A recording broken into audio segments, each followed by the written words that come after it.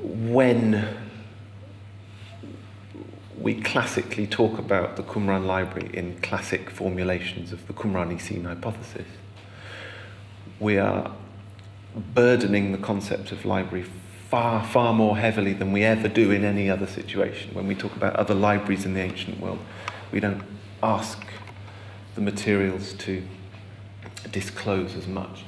So typically, I think, when we as Qumran scholars say the Qumran library, it's a shorthand for saying, for a claim, that all of the manuscripts, every last line of every last manuscript, really discloses the life led at that site in total isolation for 150 years. Now, I know that this has been diluting more and more and more over the last 20 or 30 years, but this idea still lurks.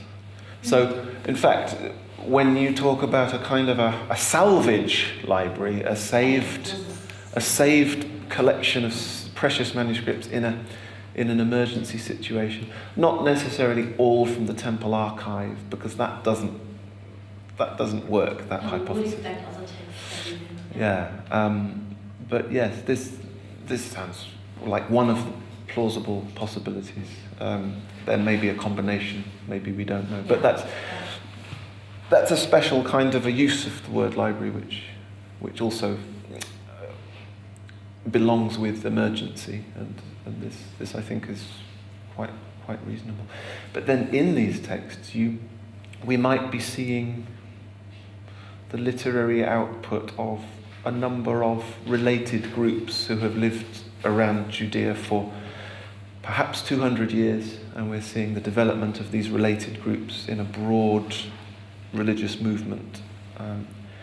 And then the insights that you give into teaching and learning are really fascinating, because we see moments of innovation, moments of invention, literary invention and community invention. And it's very interesting to ask not just what was teaching and learning normally like, but how does teaching and learning respond to an emergency? That's a very interesting perspective to take.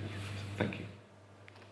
Thank you. I'm really happy, John, that you got my point, because this was really new for me too. When I prepared my lectures, that I realized that political events had really an influence on their special religious learning or development in this life of these groups. There, like the priests coming from the temple, and I also, why do we have this change of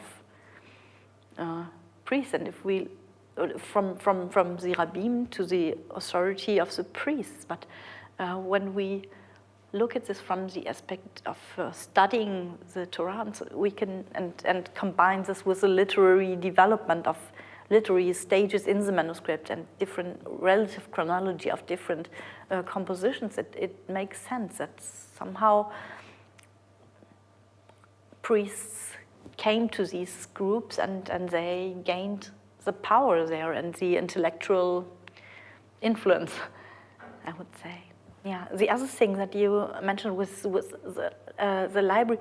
It's interesting when you say this now. We gave up in Qumran research quite early the concept of monastery as a how do you say this in English, as a word for a certain concept or so, and we gave this up, but we didn't do the same with the word library. So we still have this word, even if we all mean different things with library, but we are still talking about a library. So. Always when you tell something, thoughts pop up. When you spoke about this scribe of 1QS, and I remember it's too. Certainly, there's this one part in 1QS, I think 7 or 8, where he leaves all this. Yeah. The funny part, he leaves records, he leaves regions uninscribed, even in the middle of a sentence, and sentence parts are missing. And a lot of scholars, and I would agree with them, say, oh, this is, he had a manuscript he couldn't read at this point. So he just left it open, and we have another manuscript, not by the same scribe, where we have the same thing, and then it was filled up by a totally different script.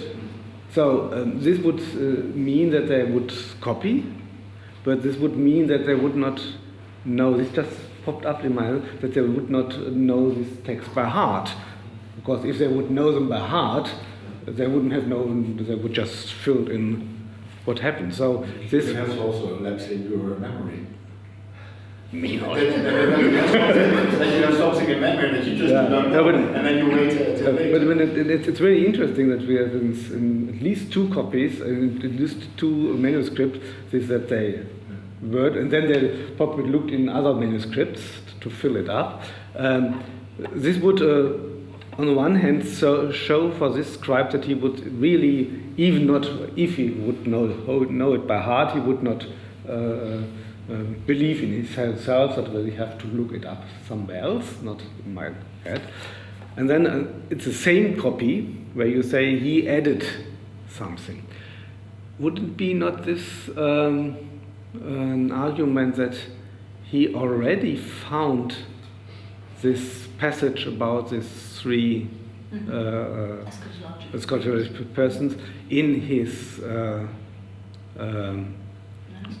manuscript, and of course it seems to be something new, and that this folk you call it testimonia, yes, folk you testimonia is not a sign that he invented it, but that he was one of those who propagated it. That's what he propagated. So that now you like the idea that he is the one who invented it.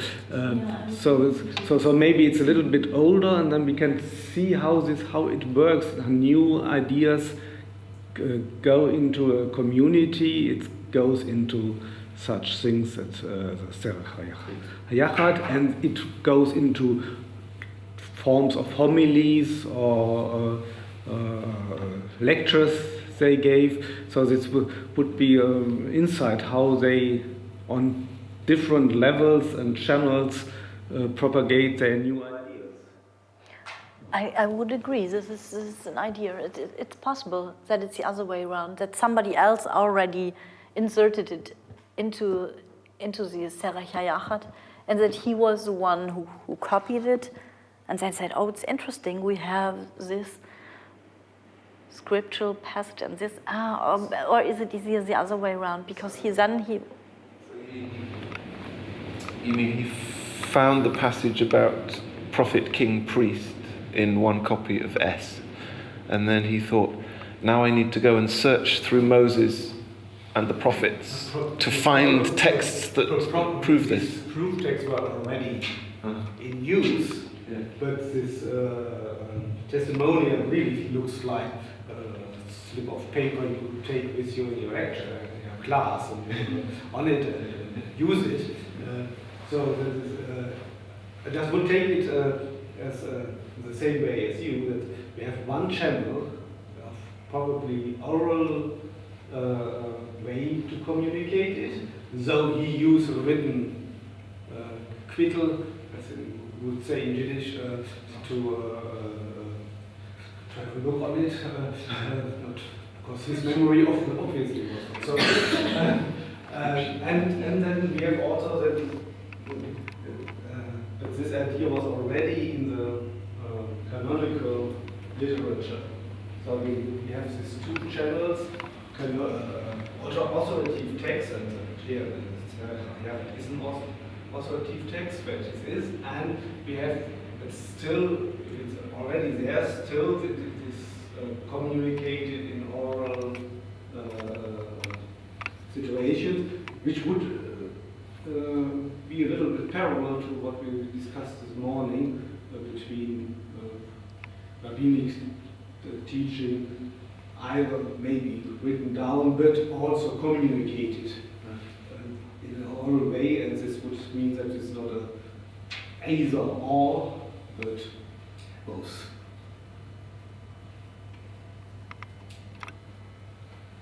Thank you.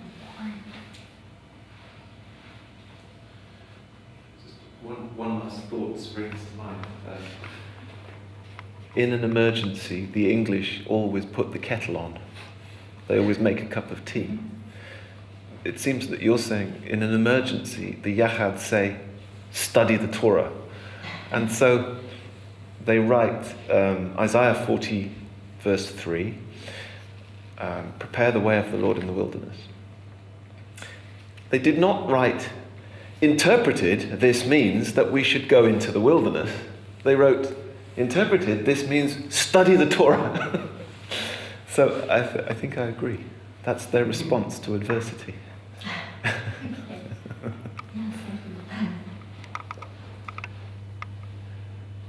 So I think that is a wonderful way to round up the afternoon. Thank you very much. Thank you.